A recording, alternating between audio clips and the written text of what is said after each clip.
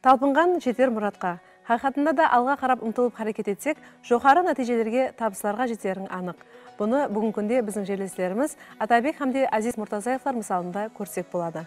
Олардың информация технологиялар тарауында болған қызығушылығы һәм ізденушілігі биік шоқыларға алып шықты. Яғни олар қазіргі күнде дүнияға белгілі компьютер һәм мобил бағдарламаларын істеп шығушы компанияларда минет етпекте. Олар жақында елімізге келіп, өздерін топлаған білімдерін теңдестермен бөлісу мақсатында семинар тренинг өткен еді. Қазіргі сюжетіміз осы бағдарда.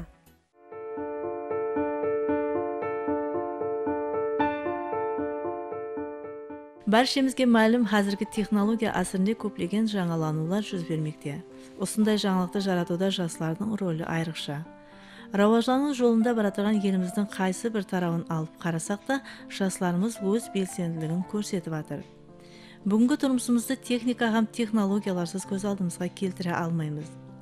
Міне осы тарауда жаңа ашылуларға тикар салып атырған жастарымыздың жаңа компьютер бағдарламалары һәм инновациялық жобалары жетілдіріліп, тұрмыстың әрбір тарауларында қолданылмақта. Сондықтан бүгінгі күнде компьютер һәм мобил телефон бағдарламалары инсандардың жұмыс өнімділігін жеңілдестіруде үлкен ахметке ие. Ал компьютер һәм мобил бағдарламаларынан пайдаланғанға қарағанда оны жарату көп минетті һәм уақытты талап етеді. Бұл тарауға қызығушы һәм өздерінің жаңа идеяларын әмелге асырып атырған жастарымыздың саны күн сайын артып бармақта. Міне осындай жастарымыз қатарында аға іні Атабек һәм Азиз Муртазаевлар. Олар осы тарауға қызығушылығы нәтижесінде жоғары оқу орнын тамамлағаннан кейін Құбыла Кореядағы жоғары оқу орындарында информациялық технологиялар тарауы бойынша оқуын давам еттірді.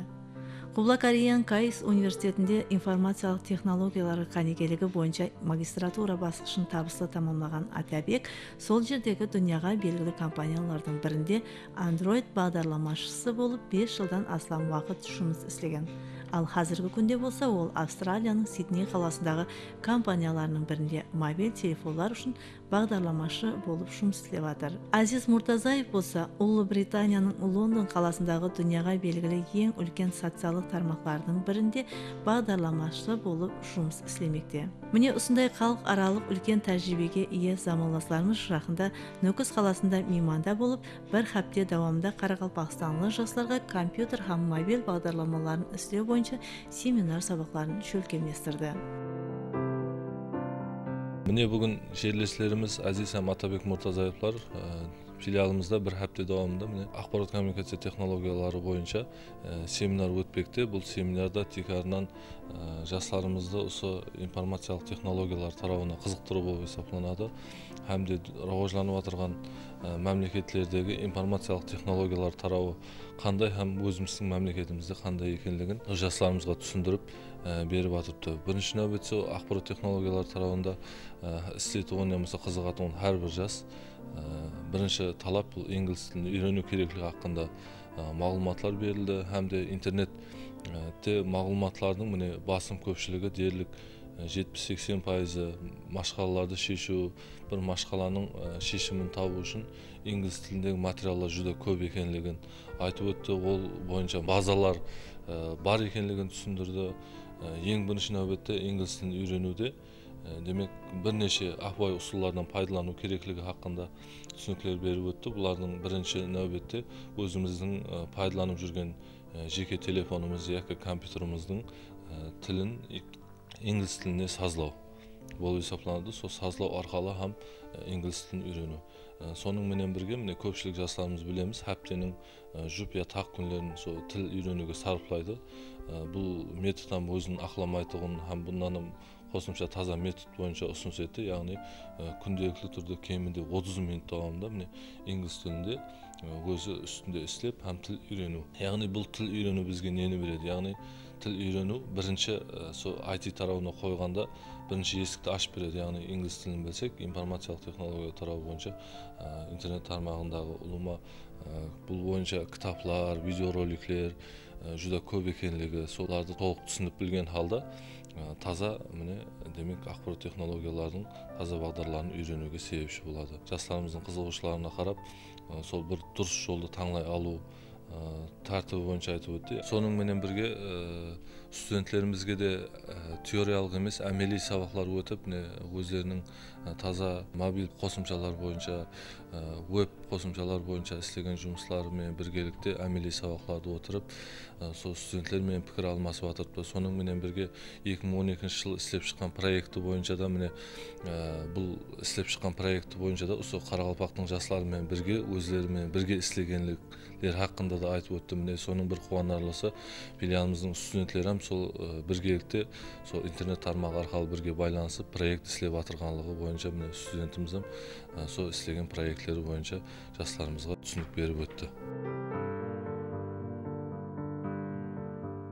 Өздерінің іс тәжірибесін отандастарымен бөлісіп отырған жерлестеріміздің алдағы режелері һәм семинар сабақтарына қатынасқан жастарымыз хақындағы пікірін білу үшін оларменен советтестік.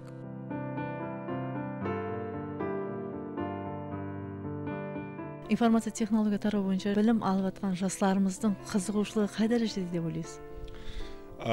Меніңше сол қызығушы жастар бар.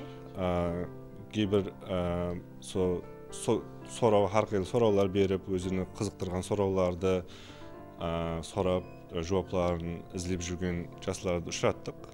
Әрқилы тараулар бойынша қызығушылықтарын білдіріп, нелерге итібар беру керек деп сұрап атырыпты.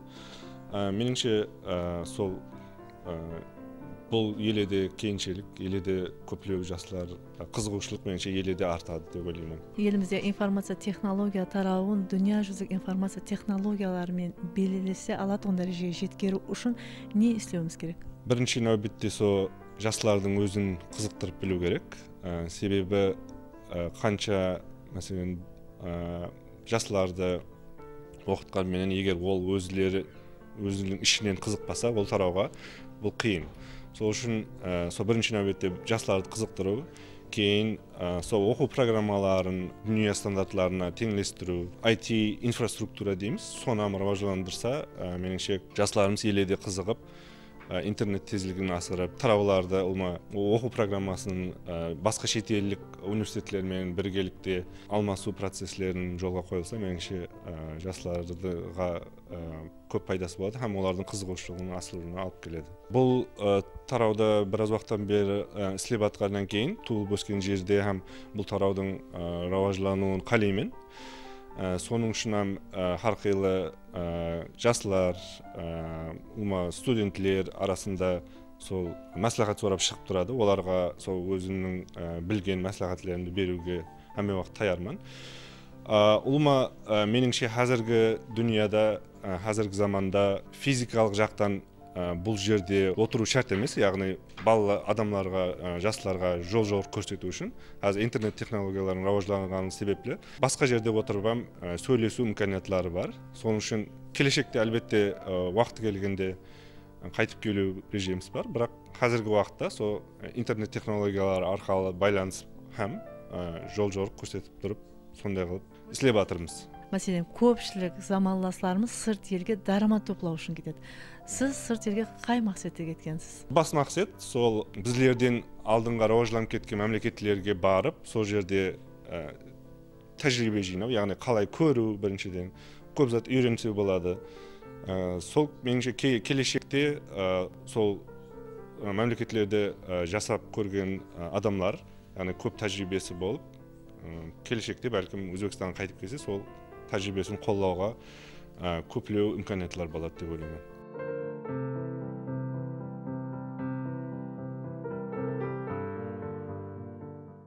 Сабитлесіміз айтып өткендей, бүгінгі күнде көпшілік интернет тармағынан пайдаланып, өздеріне керекті мағлұматларды алуы мүмкін. Қазіргі уақытта олар да өздерінің тәжірибелерін замандастарымыз бенен осы тармақтар арқылы бөліспекте. Міне осындай халық аралық тәжірибелерін өз теңдестерімен бөлісіп атырған ағалы інілі Мұртазаевлардың алдағы игілікті істерінде табыстар тілейміз.